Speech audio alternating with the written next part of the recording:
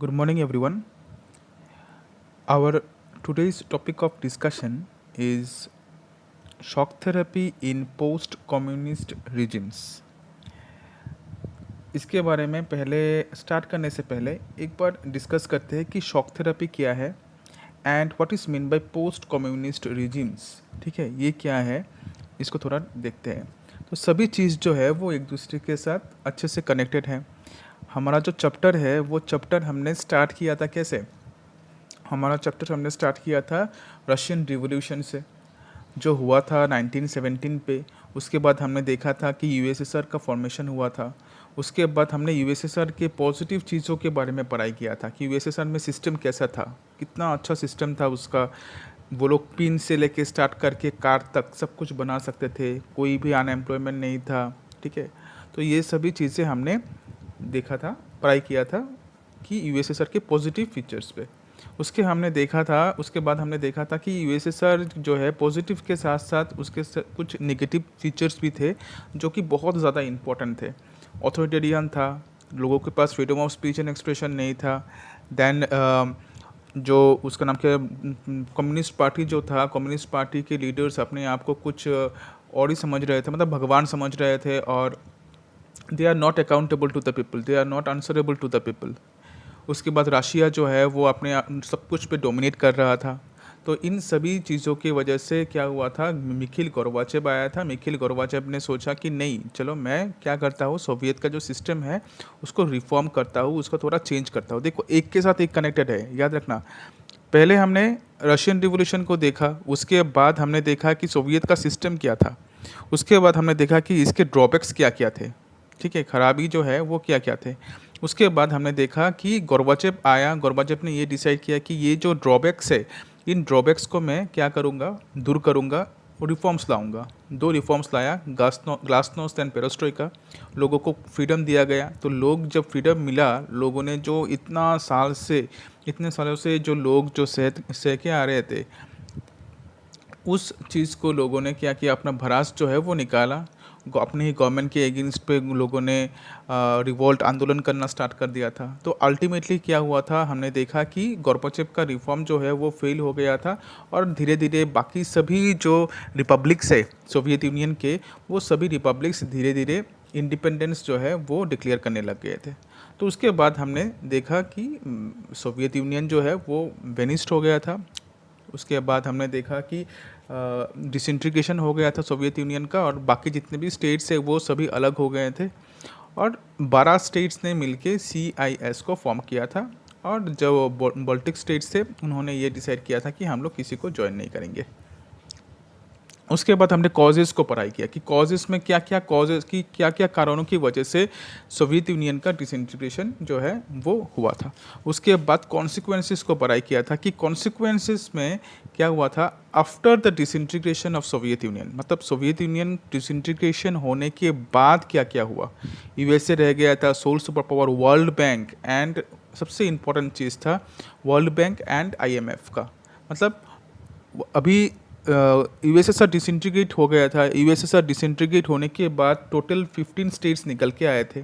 ठीक है, तो 15 स्टेट्स जो है वो आज़ाद हो गया था। तो अभी इनको तो संभालना पड़ेगा, क्योंकि वो लोग एक सिस्टम से निकल के आए हैं जो सिस्टम कोलैप्स हो चुका है। ठीक है, तो क्या हुआ था, देखो, सभी 15 जो स्टेट्स थे, इन 15 स्टेट्स जो थे, ये 15 स्टेट्स किसको फॉलो करते थे, कम्युनिज्म को फॉलो करते थे। ठीक है ना।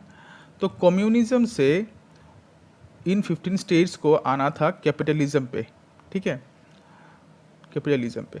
तो देखो टोटल शिफ्ट, ये ऐसा नहीं है कि मैंने अपना कपड़ा चेंज कर लिया है। ठीक है, ऐसा नहीं है कि मैंने आज आपके कपड़ा पहना है और कल जाके मैंने और दूसरा एक कपड़ा पहना लिया। एक कंट्री का टोटल चेंज होने वाला था, एक कंट्री में टोटल चेंज होने वाला था कि कम्युनिज्म जो आइडियोलॉजी वो लोग इतने दिनों से फॉलो कर रहे थे, विचारधारा जो इतने दिनों से फॉलो कर रहे थे, जो सोशलिस्ट सिस्टम उन लोगों का था कि सब कुछ स्टेट के पास रहेगा, वो सभी चीज़ों से टोटल शिफ्ट होके उन लोगों को आना है कैपिटलिज्म पे, जहाँ जो कम्प्लीटली अपोजिट है कम्युनिज्म का, जहाँ पे प्राइवेट प्रॉपर्टी या फिर प्राइवेट इंडिविजुअल्स जो है वो मेन रोल प्ले करते हैं। तो ये जो ट्रांसफॉर्मेशन है फ्रॉम कम्युनिज्म टू कैपिटलिज्म, ठीक है, इसको बोला गया है शॉक। इसको एक शॉक बोला गया है। शॉक ट्रीटमेंट मतलब अभी थेरेपी का मतलब क्या है? Treatment, shock treatment. Shock therapy जो है वो क्या करते हैं, हमने बहुत सारे फिल्मों में भी देखा है कि शॉक दे के लोगों को ट्रीट किया जाता है, ट्रीटमेंट दिया जाता है। तो ऐसे ही यहाँ पे किया गया था कि कम्युनिज्म से टोटल शिफ्ट करने के लिए कैपिटलिज्म पे इसको एक ट्रीटमेंट की तरह दिया गया था, एक ट्रीटमेंट लिया गया था जिसका नाम था शॉक थेरापी। ठीक है, ये सभी के लिए, जितने भी कम्युनिस्ट कंट्रीज़ थे वो सभी कम्युनिस्ट कंट्रीज़ के लिए ये एक शॉक के जैसा था कि हमें अभी क्या करना है, हमें पूरा कंप्लीट चेंज होना है, कम्प्लीटली हमें अभी कम्युनिज्म से ट्रांसफॉर्म होके कैपिटलिज्म को ज्वाइन करना है या फिर कैपिटलिज्म अपनाना है। ठीक है, कैपिटलिज्म देन लिबरल डेमोक्रेसी नहीं था पहले, लेकिन अभी लिबरल डेमोक्रेसी, इलेक्शन होगा, फ्री एंड फेयर इलेक्शन होगा, ये सभी चीज़ों पे कंप्लीट शिफ्ट होने वाला है। बहुत सारे पॉलिटिकल पार्टीज रहेंगे, उन पॉलिटिकल पार्टीज में से हमें एक को चुनना पड़ेगा। पहले कम्युनिस्ट पार्टी था, उसको ही चुनना है तुम्हें।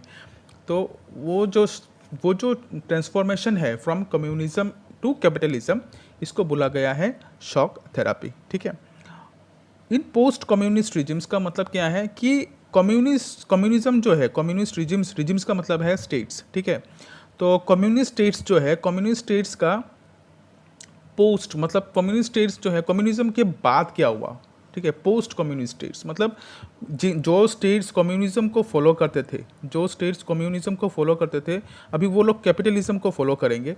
तो कम्युनिज्म के आगे क्या है उनके लिए। ठीक है, मतलब ये जो कम्युनिस्ट स्टेट्स है उसका कम्युनिज्म से आगे उनके लिए क्या है, तो वही चीज़ को बोला गया है कि शॉक थेरापी, कैसे शॉक थेरापी के मदद से पोस्ट कम्युनिस्ट रिजिम्स को ठीक किया गया था। पोस्ट कम्युनिस्ट रिजिम्स मतलब जो स्टेट्स यूएसएसआर से निकल के आए थे, जो कम्युनिस्ट स्टेट्स यूएसएसआर से निकल के आए थे, उन स्टेट्स को कैसे शॉक थेरापी के माध्यम से, या फिर हम लोग बोल सकते हैं कि कैसे शॉक ट्रीटमेंट के माध्यम से उनको चेंज किया गया था और क्या क्या प्रॉब्लम आया था वो भी देखेंगे। तो स्टार्ट करते हैं।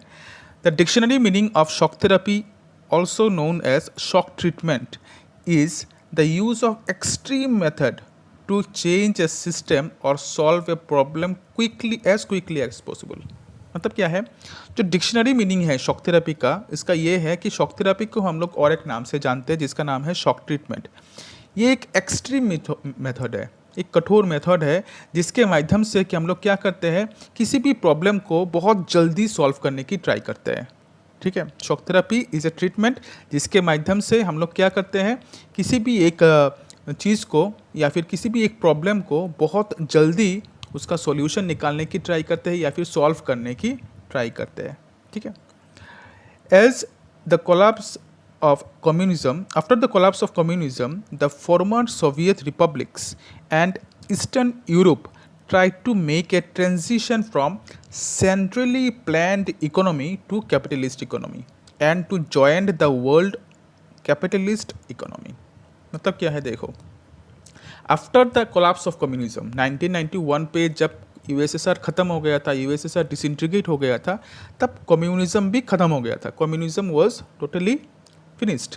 तो after the collapse of communism, जब कम्युनिज्म गिर गया था, तो जो सोवियत रिपब्लिक्स है, फॉर्मर सोवियत रिपब्लिक्स मतलब क्या है, जो 15 स्टेट्स के बारे में बात किया जा रहा है। ठीक है, जो 15 स्टेट्स है और जो ईस्टर्न यूरोप है, मतलब ईस्टर्न यूरोप मतलब जो सोवियत यूनियन के जो एलाइज थे, ठीक है, जो कम्युनिज्म को फॉलो करते थे, ठीक है, कम्युनिज्म आइडियोलॉजी को फॉलो करते थे during the cold war period. ठीक है, तो उन ईस्टर्न यूरोप जो है, उन ईस्टर्न यूरोपियन कंट्रीज़ में एक टोटली ट्रांजिशन होने वाला था। ट्रांजिशन मतलब एक टोटली चेंज आने वाला था फ्रॉम सेंट्रल प्लान्ड इकोनॉमी, मतलब पहले सब कुछ इकोनॉमी, देश का जो इकोनॉमी है वो कैसा होगा वो डिसाइड होता था, सेंट्रल गवर्नमेंट डिसाइड करता था। सेंट्रली ओन्ड मतलब सेंट्रल गवर्नमेंट के पास या फिर स्टेट के पास सभी पावर होता था।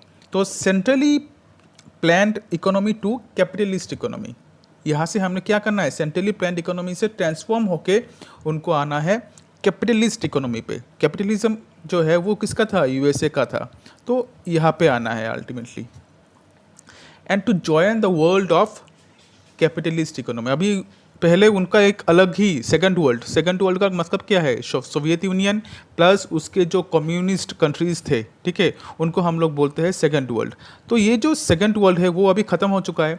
तो सेकंड वर्ल्ड ख़त्म होने के ये जो कंट्रीज़ है, ये कंट्रीज़ तो ख़त्म नहीं होंगे, तो ये कंट्रीज़ को अभी क्या करना है, एक नया वर्ल्ड को ज्वाइन करना है, एक नए वर्ल्ड को ज्वाइन करना है, और उस वर्ल्ड का नाम क्या है, कैपिटलिस्ट वर्ल्ड, ठीक है, ठीक, जहाँ पे सभी कंट्रीज़ जो है वो कैपिटलिज्म को फॉलो करते हैं। This transition program was named as shock therapy. और ये जो ट्रांसफॉर्मेशन है from capitalism, from communism to capitalism, इसको हम लोग बोलते हैं शॉक थेरेपी, ठीक है, shock treatment. It was radical, radical का मतलब है इट वॉज इम्पॉर्टेंट, ये बहुत ज़रूरी था, and sudden shift from socialist economy to capitalist economy. और ये सडनली एक शिफ्ट किया गया था, क्योंकि ये किसी ने सोचा नहीं था कि सोवियत यूनियन जो है वो डिसइंटीग्रेट हो गया था, मतलब हो जाएगा, ठीक है। तो ये सडन शिफ्ट था from socialist economy to capitalist economy. Socialist economy को हम लोग कम्युनिस्ट इकोनॉमी भी बोल सकते हैं या फिर कम्युनिज्म भी बोल सकते हैं। तो सोशलिस्ट इकोनॉमी से हमें कैपिटलिस्ट इकोनॉमी पे अभी क्या है, ट्रांसफ़र होना है। पहले हम लोग जान लेते हैं कि सोशलिस्ट इकोनॉमी का क्या क्या फीचर्स था। सेंट्रल गवर्नमेंट के पास सभी पावर था, सब सेंट्रल गवर्नमेंट के पास था। स्टेट का पावर ज़्यादा था, क्योंकि इकोनॉमी जो है वो स्टेट के अंडर भी रहेगा। मतलब क्या है, अगर उसका नाम क्या है, बहुत बड़ा बड़ा अगर लैंड रहे तो वहाँ पे कलेक्टिव फार्मिंग होगा, सभी लोग मिलके यहाँ पे खेतीबाड़ी करेंगे, और जो चीज़ का, जो एसेट्स का वो होगा, उसका ना खेती होगा, वो चला जाएगा गवर्नमेंट के पास, और गवर्नमेंट सब में इक्वली डिवाइड करके देगा। ये था मेन चीज़, ठीक है।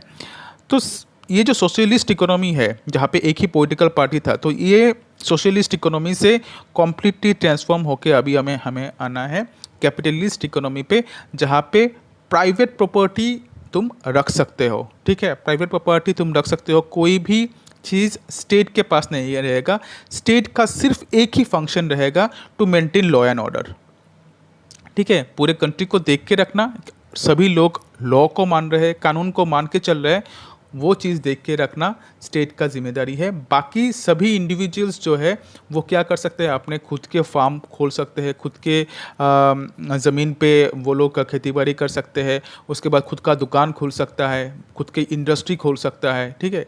तो ये सभी चीज़ें जो है एक लिबरल डेमोक्रेसी, कैपिटलिस्ट इकोनॉमी में और एक चीज़ था लिबरल डेमोक्रेसी। लिबरल डेमोक्रेसी मतलब लोग जो है अपने वोट के माध्यम से क्या करेंगे, कैंडिडेट को चुनेंगे, ठीक है, जो होता है हमारे देश में ऐसे ही। तो ये सभी चीज़ें जो है होने वाला था अभी कहाँ पे, सोवियत यूनियन पे। तो this transition, this Soviet union पे नहीं, मतलब सोवियत यूनियन के जितने भी कंट्रीज़ थे उन पे, और प्लस ईस्टर्न यूरोप पे ये सभी चीज़ें होने वाला था।